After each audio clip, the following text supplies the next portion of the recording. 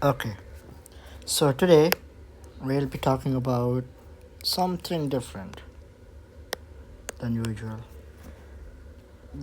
Today we'll be talking about quantum. It's in the same field but a little different, other than theoretical. So we'll be talking about quantum computers.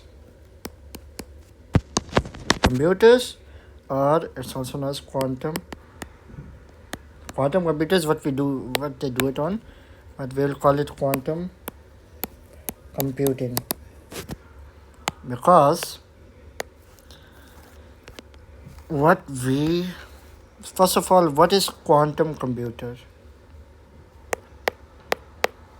What is quantum computer or quantum computing? We all know computers. Okay, what are computers? Computers are those machines which help us in everyday tasks.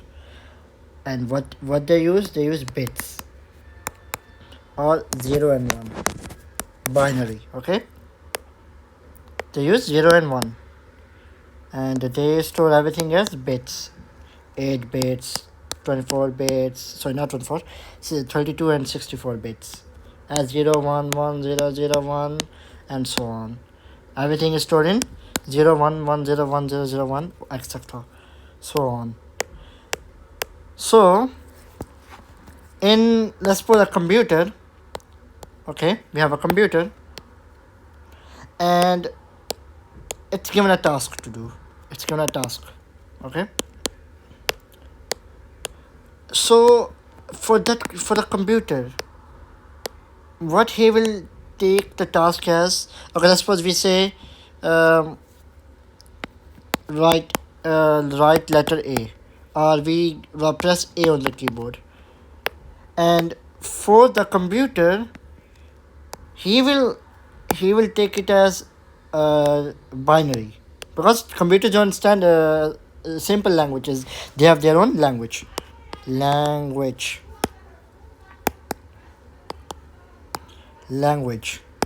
Okay, they have their own language, but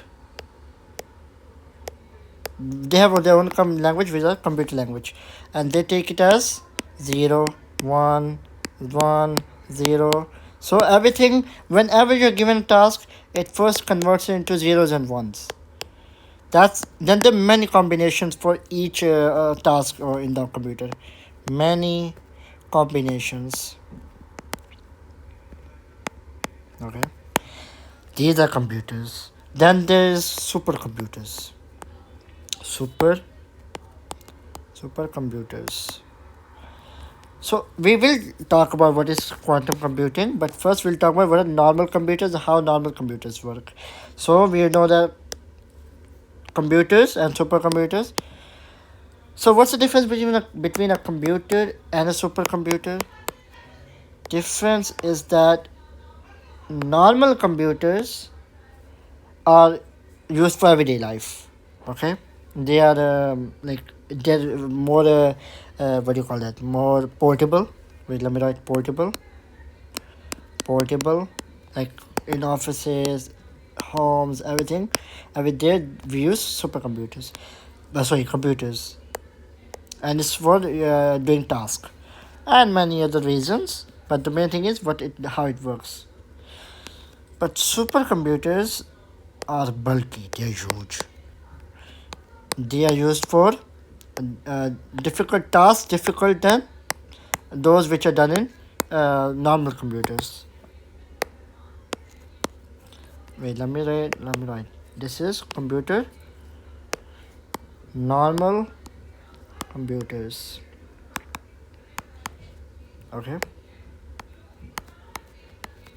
And if it's 8-bit coding, it can store 255 different combinations of these because of the length. Okay.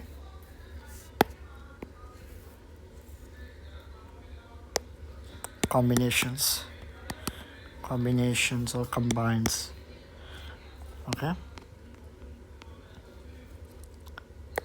Then supercomputers, they are used for more difficult tasks. Their main servers, they are huge, very huge, and most of the companies and banks and everywhere, these are used in they used here the this way they used in main agencies and everything. But then, okay, used in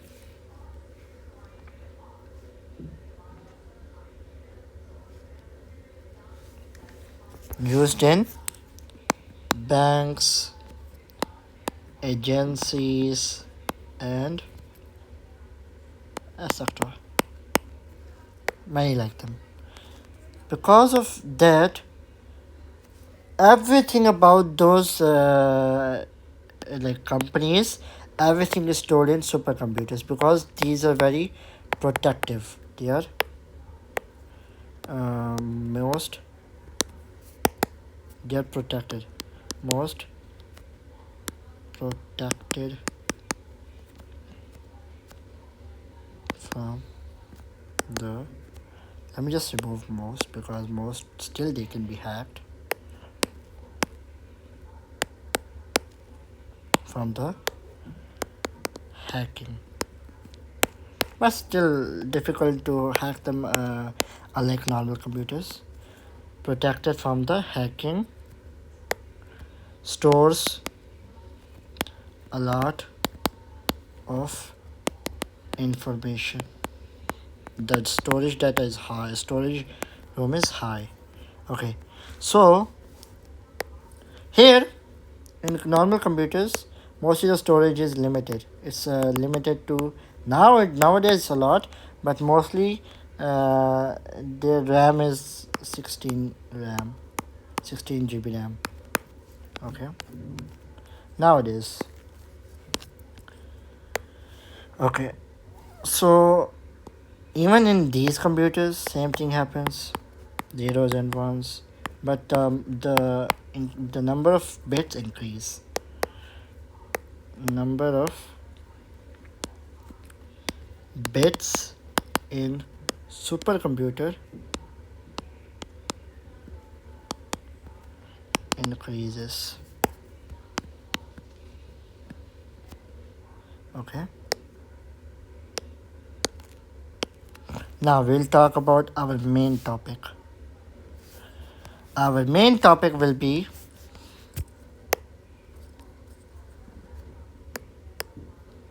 quantum. This was just an overview of what normal computer and supercomputers are, but now to show the difference, now quantum computer. What are quantum computers? The one, okay. So if normal computers use technology and zeros and ones, mostly science, mostly computer science, quantum computers work on quantum physics. In them, everything is about quantum physics, and it's very hard to break them. So, what are quantum computers? They work on the basis of atom and molecules. This is what's the difference. Here we have zeros and ones. Here we have atom and molecules. The way of working is different. Working is different. Second point. Third point, the processing speed is a lot faster than normal computers. When I say a lot, this a lot is more than 1,000%. Then more. Then what else? Yeah, and one more thing. uses the concept of superposition. That's where quantum physics enters it. Superposition. And as you know, superposition. What is superposition? Existing in more than one state at once. So that's how these are differences, and there are many more.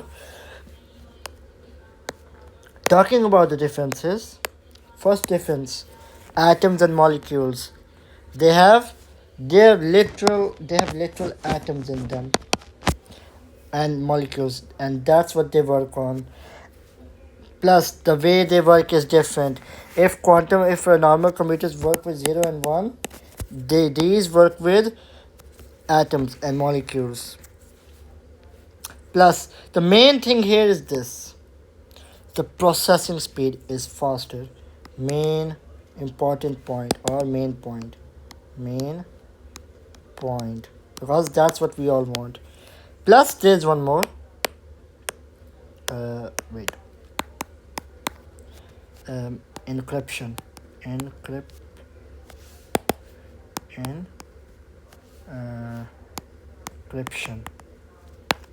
It's a lot. Encryption. Whatever. Hard to crack or hard to break into.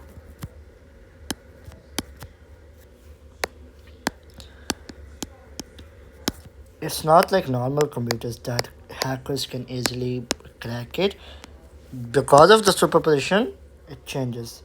And okay, let's talk about an example of how we would see superposition working, supercomputers working. Sorry, not supercomputers, computers and quantum computers. The way how they differ. Okay, let's make a boundary. And this boundary, okay, first of all, we'll be talking about computers. When I say computer, I'm talking about normal computers. The game is computer and you. You both play a game of head and tails game. Okay. You both have the coin. Computer has the coin. Okay, first of all, computer. It flips the coin. Flip. Now you don't know what computer got, and then computer answer. Okay. Then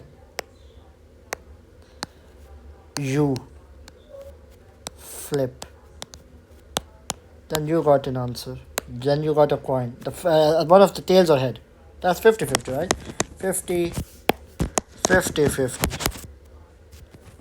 Either tails or head. Okay. Then you got either head or tail. You both don't know. Computer doesn't know your answer or your answer of either head or tail, and vice versa. Now,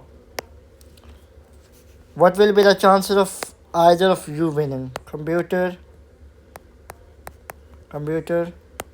winning and you winning. 50-50. Both of you did 3 to 5 times. The chances of you both winning is 50-50. Okay. Then we have something known as. Okay, now same game, but now we will be talking about Quantum computers. Okay. So how will quantum computers work accordingly? Work. Now that's interesting. Quantum computers. Quantum computers work. Okay. So how will quantum computer do it is different.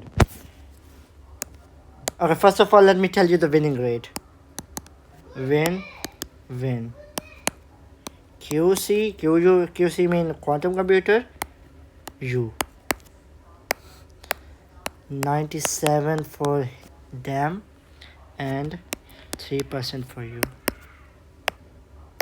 Just by looking at this, look at the difference. 97 and 50. The difference went from half to more than half, near full. And even these full, computer lost because of error, small error. And you 3. Now how it did it, that's a different story. Okay, if I talk about how it did it, remember I talked about what do you do superposition. Okay, this is a coin. Now what happened is that computer took it as H is orange, T is blue. Okay, now I'll tell you why I did it.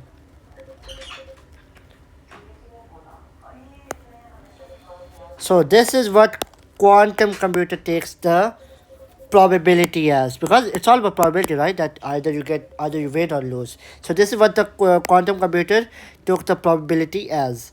It took coin into probability of ranges. One more thing, it also takes things as 0 and 1 as well, but here I will not 0 and 1, here we'll say head and tail. In normal computer, it either thought of the two scenarios, either head or tail. It's only two. But here in quantum computer, it took it as head and tail and all the different ranges between them. Here there's a different probability, here's a different probability, here's a different probability, here's a different probability, here's a different probability. So it took it as probabilities of ranging from head to tail. So it took it as a mixed state. This is how I will draw the arrow.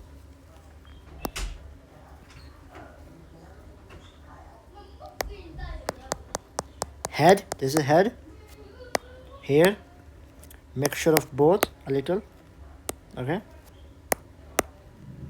Then again, tail. This is how it took it as. It took it as what? A spectra. This is how spectras work, right? Spectra in quantum computers. So it thought of every single scenario, every single probability that there is. Thought of every single experiment. Sorry, not experiment. Every single. Every single option.